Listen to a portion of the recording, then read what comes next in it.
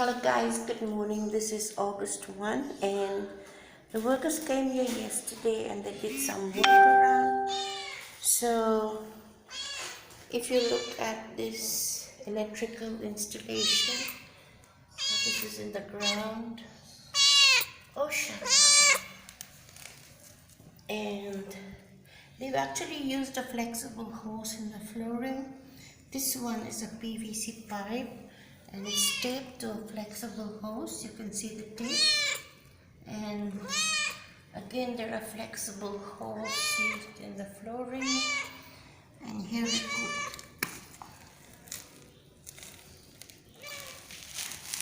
So you see the condition of the flexible hose in the flooring. And then it goes right there.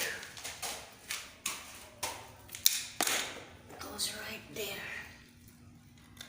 Now we do not know what this hole is about. And where I think that hose goes here and it's put to another PVC pipe. So today that's what they're going to be doing. And I'll keep you updated about my house repair. So once again, this is MS11 1812 under repair.